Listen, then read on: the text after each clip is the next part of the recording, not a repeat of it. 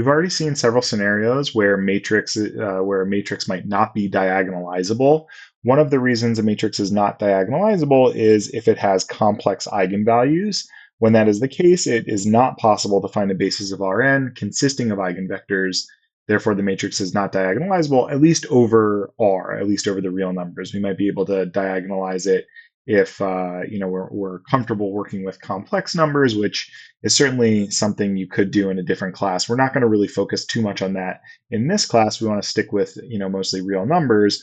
Although what we're going to see in this video is one way to kind of manipulate these matrices that do have complex eigenvalues, kind of working with those complex eigenvalues and complex numbers a little bit in order to kind of bring ourselves back to working with real numbers. So something we're going to explore further here.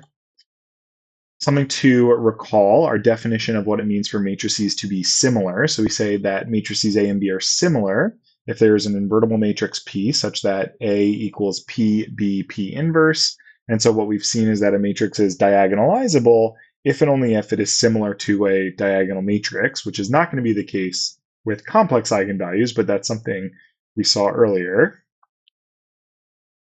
So suppose A is a 2 by 2 matrix having the complex eigenvalue lambda equals A plus bi, where I in this case is the square root of -1. So I is the letter we use for that kind of complex number.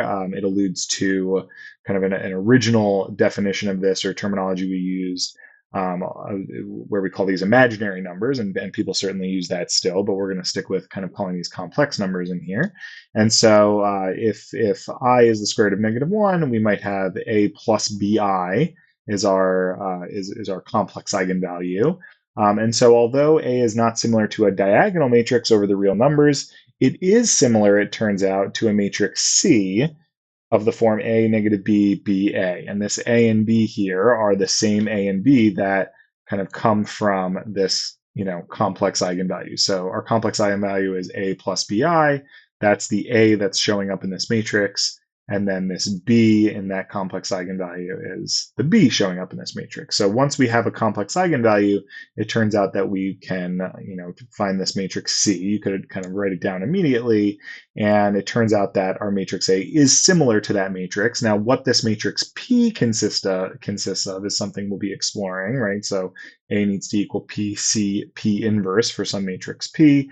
And that's something we'll see with some examples in a little bit later in this video. But why does kind of connecting our matrix A to this matrix C give us anything meaningful? Well, if we rewrite our matrix C using polar coordinates, and I should say, both complex numbers and polar coordinates are topics that we are really just going to be looking at very briefly in this class. They are potentially something you have studied further in other classes and will study further in other classes.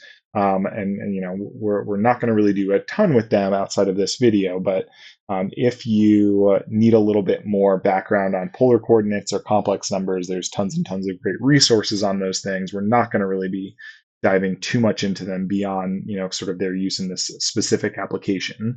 But one thing we can do is deal with these polar coordinates. So let's say you have a point A comma B, and so I'll use this picture down here. Then what we can do is draw this right triangle where we have this angle theta, and the hypotenuse of that right triangle is R. And so by the Pythagorean theorem, since we have this right triangle, you could see since the base down here is length A, and the other leg of this right triangle is B, we'd have that A squared plus B squared equals R squared. Again, that's the Pythagorean theorem. Taking the square root of both sides, you get that R is this here, the square root of A squared plus B squared. And then using kind of our right triangle trig definitions of sine and cosine, so our SOHCAHTOA, if you will, in this right triangle, if theta is that angle down there, then we'd have that let's start with the cosine of theta is going to be adjacent over hypotenuse, which in this triangle is A over R. Solving that for A, we'd get A is R cosine theta. And then similarly, sine theta would be B over R. by the, again, SOHCAHTOA, opposite over hypotenuse. So B would be R sine theta. And those are the two formulas you're seeing over here. And so if we replace A and B in this matrix with R cosine theta and R sine theta, then we can rewrite C as, and then we can kind of factor an R out of this matrix. We can rewrite C as R times cosine theta negative sine theta, cosine theta. This matrix, this cosine theta negative sine theta, cosine theta, is a transformation matrix that represents a rotation by in the counterclockwise direction by theta, something we looked at in an earlier chapter.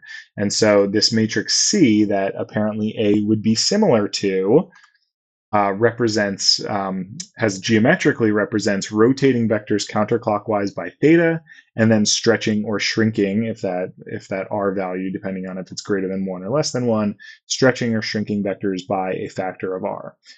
So even though A is not diagonalizable, it is similar to a matrix whose action is easy to understand geometrically. And so one of the reasons we looked at diagonalizing matrices is to better understand what they were doing geometrically. And so even though we can't diagonalize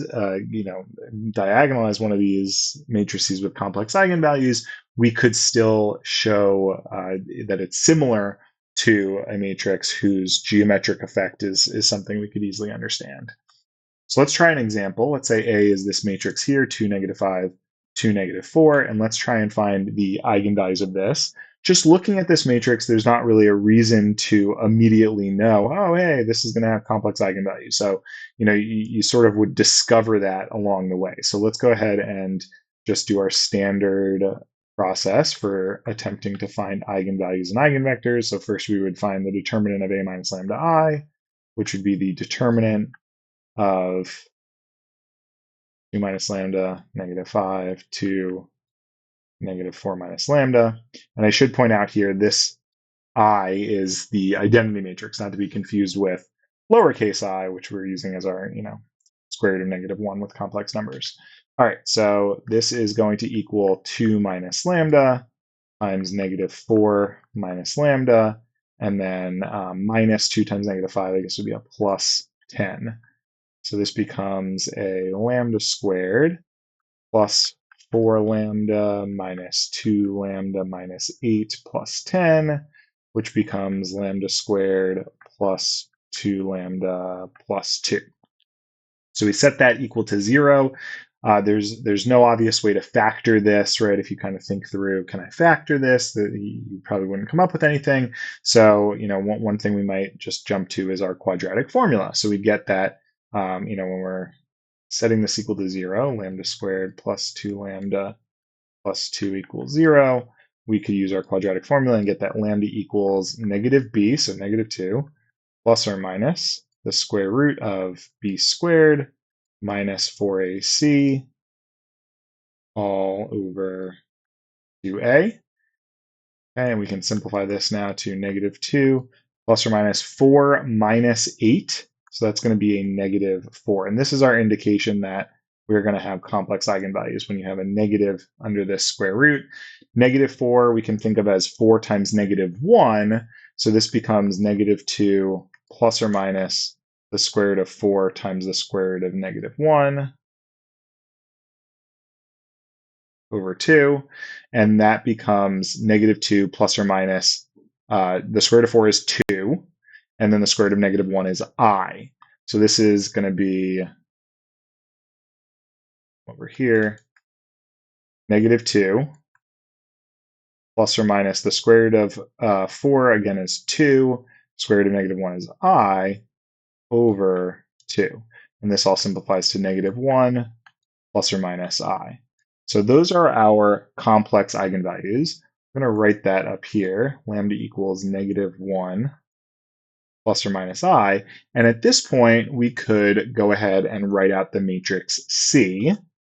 Just to remind you, C is going to be if lambda is A plus BI, then C is A negative B, BA. So in particular, we want to take sort of the plus version in order to do it in this way. So we're going to focus our attention really on just -1 plus I. So maybe I'll get rid of the plus or minus. Now, anytime you you have a complex eigenvalue, you will have its what's called complex conjugate as another eigenvalue. So these always come in pairs, and one kind of I think quick way to convince yourself that this is the case is just thinking about sort of our quadratic formula, right? That plus or minus is where the complex term comes in. So we'll always have sort of the plus and the minus version of it. But we're just going to focus on that kind of plus version. So again, we could take this right now and write out C. C would be, again, so our A is -1 and our B is 1. And so just going back, C should be A, negative B, B, A. So A, negative B, B, A. So that should be our C matrix for this example. I do want to keep going, however, because in order to find that matrix P, one thing we can do is find the associated eigenvector to that eigenvalue, and that will allow us to find C. So let's give ourselves a little bit of space here, because we want to next look for an eigenvector that corresponds to that eigenvalue. And we're going to do this in the exact same way that we found eigenvectors. Maybe we'll just erase all of this, that we found eigenvectors earlier. So we're going to look for a vector in the null space of A minus lambda I. Here, lambda happens to be a complex number. So, the actual process might be a bit more algebraically challenging, especially if you haven't really worked much with complex numbers. But let's at least try this example out. So lambda is -1 plus I. So we're going to look at the null space of A minus lambda I. So let's go ahead and we want to do 2 minus -1 plus I, and then -5, and then 2, and then -4 minus -1 plus I. Augment this with the 0 vector. And then simplify a little bit. So 2 minus -1 becomes a 2 plus 1, which is a 3, and then the minus distributes. So 3 minus I, -5, 2, and then -4 plus 1 is -3, and then a minus I. Okay. Not so obvious right here exactly what to do, although sort of once you see this once, you might have a better feel for it the next time, because this is kind of frequently what our matrix will look like when we're looking for this eigenvector. And the process is, one way we can kind of go about trying to row reduce this is to scale our second row by the what's called complex conjugate of the complex term. So that would be -3 instead of minus I. Its complex conjugate would be -3 plus I.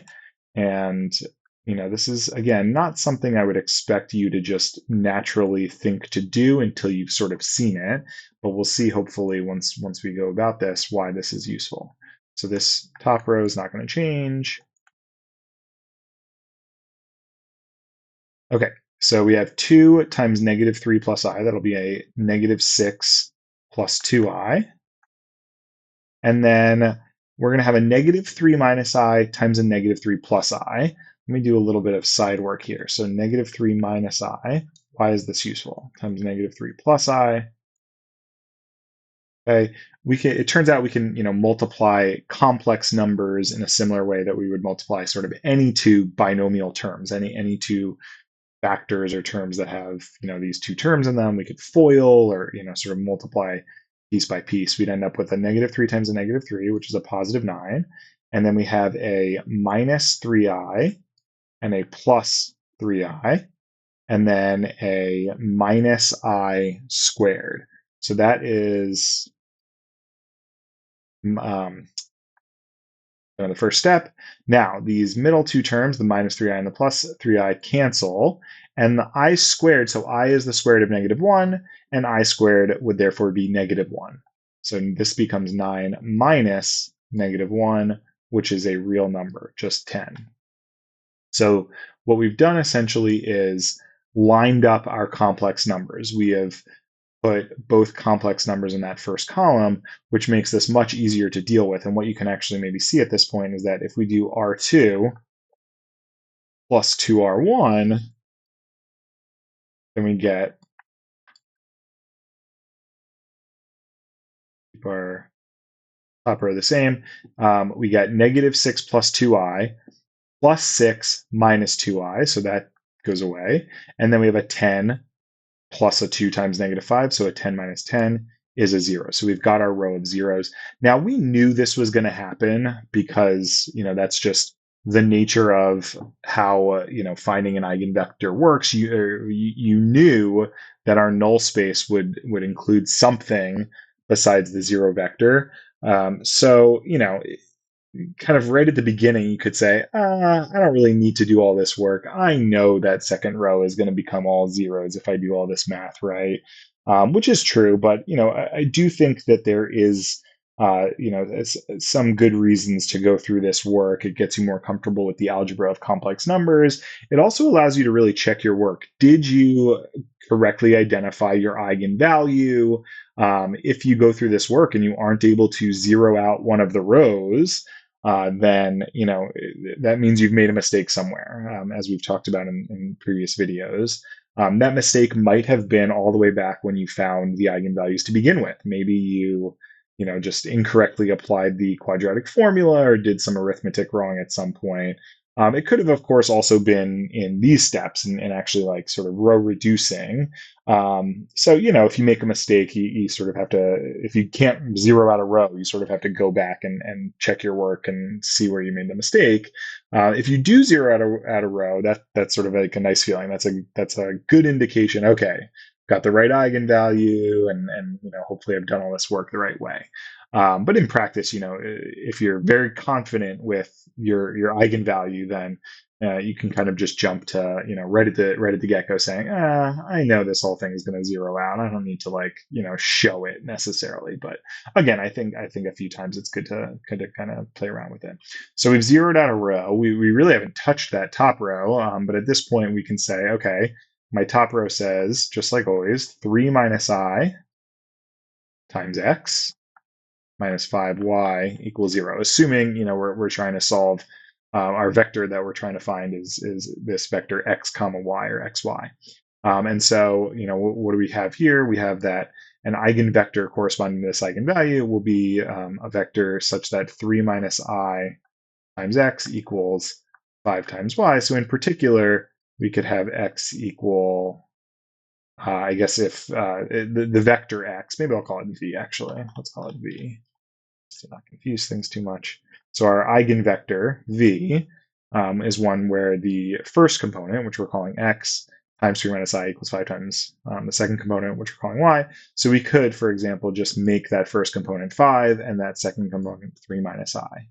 And that's kind of a nice trick. So what I want to do next actually is rewrite this. I want to expand it out. So we can write this as 5, 3 minus I times 0, 1, and take a second and convince yourself that those two things are equivalent. Again, assuming that complex numbers in vectors don't mess with any of our understanding of how this arithmetic works. And the reason I wanted to write the eigenvector like this is because when it is in this form, so when v is in the form, maybe I'll call it v1 minus I times v2, the vectors v1 and v2 turn out to form the columns of that matrix P. So don't have a ton of space. Maybe I'll just come way up here and I can write P equals, the first column will be 5, 3, the second column will be 0, 1. And you could check that A equals PC, P inverse. Now, all of the kind of proof that this will always work out, that A is similar to this matrix C that looks the way it does, and we can construct that matrix P in this way I've just described is not something I really want to spend a ton of time on. So, not that I ever want you to really just take my word for anything. So, play around with some of these examples. For this example, you can easily check because we found P and C, and you can find the P inverse. So you could check that PC P inverse does in fact equal A. Do a few other examples, and then see if you can maybe prove this more generally if you want to go that far. So it's not really a complicated proof per se. It just really relies on how comfortable you are working with complex numbers and kind of those algebraic manipulations. And so since complex numbers aren't a major focus of this class, I'm going to sort of move on from here and again just kind of say, okay, well, you can kind of trust me that this works. Don't really trust me. Convince yourself it works, but you could eventually prove it or look up a more formal proof of it. Okay, and here is kind of all of that laid out. So if A is a 2 by 2 matrix with complex eigenvalue A plus BI and corresponding eigenvector V1 minus IV2, where V1 and V2 are real vectors, then P equals V1, V2. So those are those columns. And then A would be PCP inverse. And C would be, this A minus B, BA. So putting all of this together, we could find a complex eigenvalue, A plus BI, find a corresponding eigenvector of the form V1 minus IV2, form P with those as the columns, then A would be PC P inverse, where C is this A minus B BA, and furthermore, we can use those polar coordinates to view C as this combination of scalar multiplication by R and this rotation matrix. And I do want to just actually jump back. Let's go to our example and let's clean a little bit of this up so I can work with this a bit more. So, what is A similar to? What is that action? It's similar to this matrix C. And again, you could find that PCP inverse and convince yourself that that is true. But it is similar to this matrix C. Let's convert C to polar coordinates and kind of figure out what that rotation and scaling factor is. So let's just all this up here.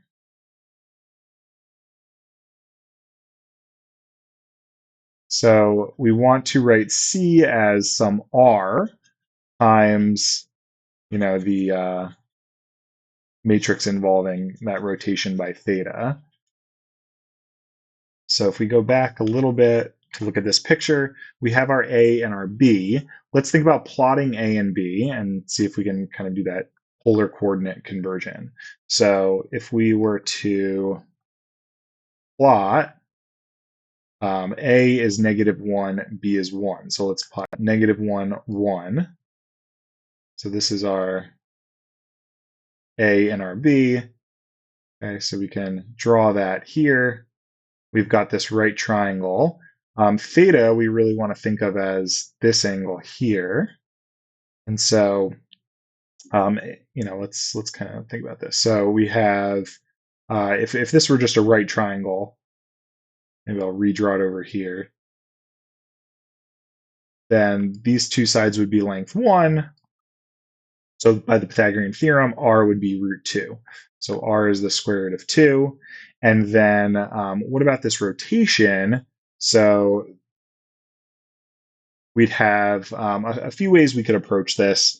Again, if you worked with polar coordinates, then you may have studied a bit more about sort of how we could come about figuring out what that theta is. But we do have these relationships that A is R cosine theta and B is R sine theta.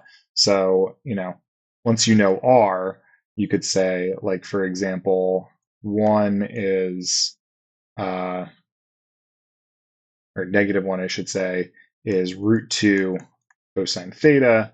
And so cosine theta would be -1 over √2 or -√2 over 2, which you might recognize now as the value for the cosine of theta.